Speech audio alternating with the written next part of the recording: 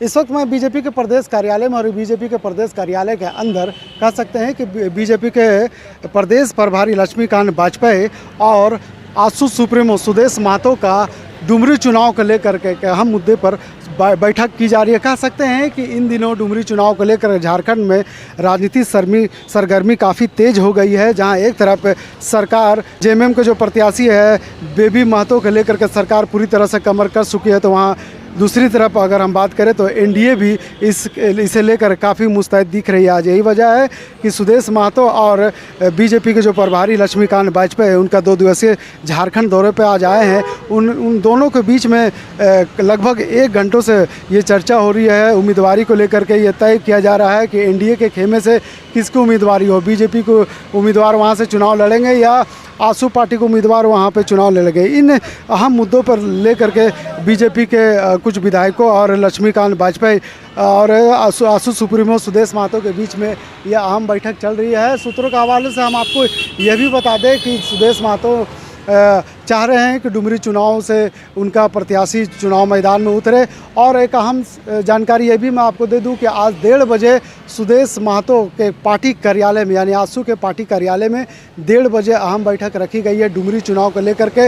हो सकता है ये संकेत मिल रहे सूत्रों के हवालों से कि सुदेश महतो अगर बैठक में ये बात तय हो जाती है कि आसू के उम्मीदवार डुमरी चुनाव से चुनाव लड़ेगी, तो सुदेश महतो 1:30 बजे के जो उन्होंने बैठक रखी है उस बैठक में अपने प्रत्याशी की घोषणा कर सकते हैं कि आसू का कौन सा प्रत्याशी डुमरी के विधानसभा से उपचुनाव को उम्मीदवार होंगे। हम आपको दिखाने के ये कोशिश कर रहे हैं कि ये बीजेपी के प्रदेश कार्यालय और ये प्रदेश कार्यालय के अंदर लक्ष्मीकांत वाजपेयी और सुदेश महतो के बीच में डुमरी चुनाव को लेकर के एक अहम बैठक चल रही है। और इस बैठक में क्या कुछ निष्कर्ष निकल के आता है उसे हम आपको तक पहुंचाने की कोशिश करेंगे। लेकिन फिलहाल सुदेश महतो ने कहा है कि केंद्रीय नेतृत्व का बात है। हम बीजेपी पार्टी कार्यालय में जब वो आए थे, जब मीटिंग से पहले जब उनसे हमारी बात हुई तो उन्होंने कहा कि इस पे एनडीए के जो केंद्र नेतृत्व है वो तय करेगा कि उम्मीदवारी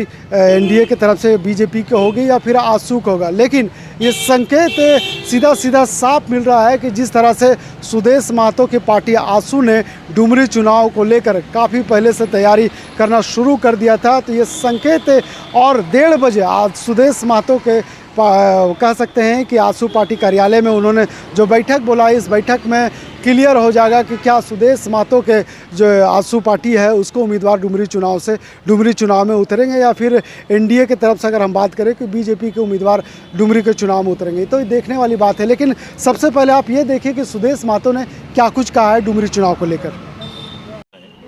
एनडीए चुनाव लड़ेगा, जैसे पहले भी कहे थे, पार्टी से प्रत्याशी आएंगे। किस तरह का सहयोग अपेक्षा मिला यहाँ पे? हम लोग साथ मिलके जिस तरह से हम लोगों ने अभी एक चुनाव रामगढ़ लड़ा, उसी तरह से फिर डुमरी में इसको दोहराएंगे। आज घोषणा कर दीजिएगा ना सुदेश जी? आज कैंडिडेट की घोषणा होगी। दादा चुनौती बहुत बड़ी है, चूंकि चलो मैं चुनौती के लिए है वहाँ जगह। लो भाई लाइए। तो आपने सुना कि सुदेश महतो ने किस तरह से डुमरी उपचुनाव को लेकर जो सवाल किया गया था उन सवालों से बचते हुए। लेकिन अब हम आपको ये दिखाने की कोशिश कर रहे हैं कि जैसे ही मीटिंग ख़त्म हुई, लक्ष्मीकांत वाजपेयी बाहर निकले, बाबूलाल मरांडी बाहर निकले, जब उनसे डुमरी चुनाव को लेकर सवाल किया गया तो उन्होंने भी सवालों से बचते नजर आए।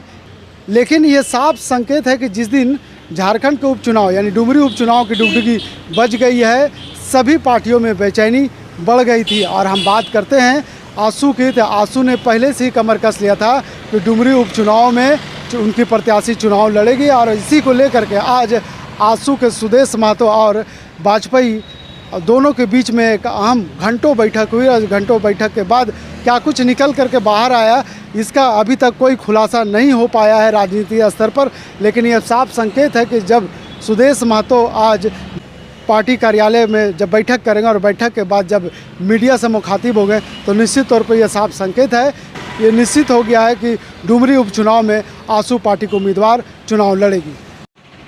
जब डुमरी उपचुनाव पर लक्ष्मीकांत वाजपेयी से सवाल किया गया तो उन्होंने संकल्प यात्रा की बात की। और संकल्प यात्रा की बात करते करते उन्होंने कहा कि 2024 में हेमंत सोरेन की सरकार झारखंड से उखाड़ फेंकना है, इसको लेकर के एक अहम बैठक हुई और इस नीति पर पार्टी काम कर रही है।